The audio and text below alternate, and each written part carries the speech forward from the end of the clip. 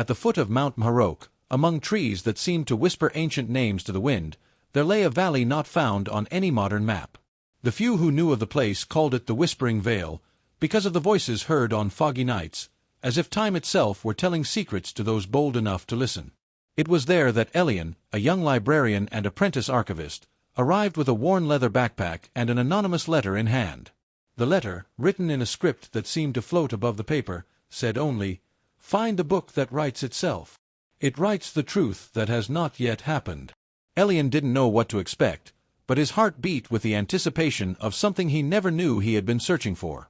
His fascination with ancient manuscripts and forgotten legends had brought him to that point of no return. Orphaned, raised in monasteries and among library shelves, he had developed the ability to hear what books didn't say with words. Crossing the threshold of the veil, he noticed that the sounds changed. Each step seemed to echo longer, and the air smelled of ancient parchment and wet earth. There were no houses, no living soul, except for a circular moss-covered stone building at the center of the veil, the old Tower of Cartaphilos, a legendary library that had supposedly vanished centuries ago. The door of the tower stood ajar. It was as if the building itself had been waiting for him. The library was alive. Not metaphorically, literally. The shelves moved silently, like slow serpents. Books whispered to one another when unread. Lights danced across the ceilings like fireflies in ecstasy. And at the center of the main hall, on an obsidian pedestal, rested an incomplete book with a brown cover, golden edges, and a clasp that stayed open on its own. It was the one. Elian approached with reverence. The title on the cover shifted constantly, changing between dead languages and non-existent alphabets.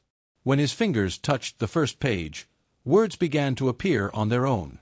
First, his name. Then, details of his life that no one else knew. And then, something frightening, events that had not yet happened. The book wrote the future. For days, Elian remained in the tower, hypnotized by that magical book. Everything it wrote eventually happened. He tested it many times, thinking of trivial actions and watching them appear in ink minutes later, with terrifying accuracy. But soon he realized a crucial detail: the book did not write everything, only what was significant. When he tried to force banal narratives, the pages stayed blank. Only events that altered the flow of reality, even subtly, would appear. Then he encountered a name he didn't know, Lunara, the keeper of lost words. From that moment on, the ink began to drip from the pages, as if the book were crying. That night, Elian dreamed of a woman with hair like the mist and silver eyes that shone like distant stars. She spoke in ancient tongues, but Elian understood her. She was Lunara. When he awoke, she was in the tower. Lunara revealed that the book was part of an ancestral lineage called Chronic, living tomes that not only foretold but shaped the future through reading. Each Chronic book created branches of reality, and each reader became part of the spell. She warned him, "Every reading comes at a price, Elian. If you continue, you will be more than a reader. You will be the thread that binds worlds." Days later, a crack split the pedestal beneath the book. The tower trembled. Lunara led Elian to the underground levels, where time seemed to fold upon itself. There, ancient relics were sealed, quills made from prophets' bones, vials of living ink, and scrolls that whispered in forgotten languages. There Elian met the guardians of silence, ethereal beings that existed to prevent certain knowledge from crossing the limits of reality. Cloaked in tattered parchment robes, their faces hidden beneath veils of erased words. They said, "The book has chosen. But choices have consequences."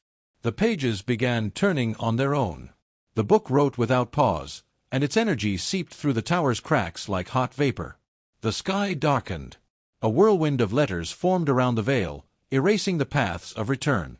The text declared, "The reader has crossed the threshold. The tower shall fall, and the world shall be rewritten." Lunara tried to close the book, but it exploded in flames of black ink. The guardians tried to contain it, but were consumed by living words that unmade them. Desperate, Elian tore out a single page and hid it against his chest. With one final spell, Lunara invoked the seal of Calistran, a barrier between worlds. The tower collapsed in light and shadow. Elian awoke in an ordinary library, among dusty books and soot-covered windows. But something had changed. Around him, Books whispered. Words rearranged themselves as he passed. And the page against his chest still pulsed with warmth. It read, "Where there is a reader, there will be a book. And where there is a book, destiny may be rewritten." From then on, Elian became known as the wandering chronicler. He never wrote with his own hands again, but books in his presence wrote themselves.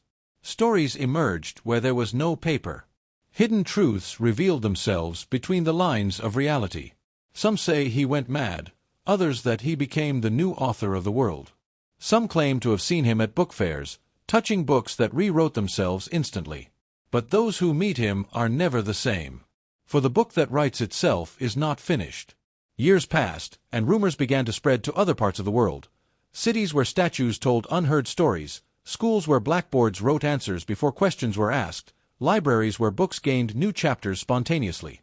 All reports had one thing in common: a hooded figure with tired eyes and a glowing page beneath his shirt. It was Elian, always silent, leaving stories where there had been only emptiness. A young woman named Mira, an apprentice storyteller, found one of these trails in a forgotten village.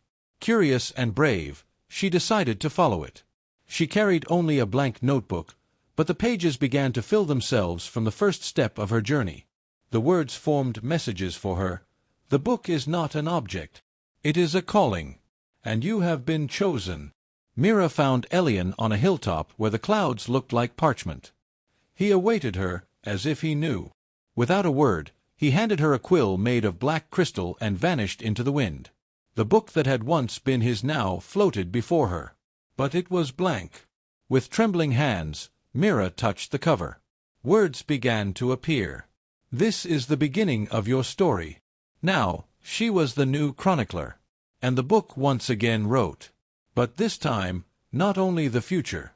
It wrote imagination. And everything that was dreamed came to be.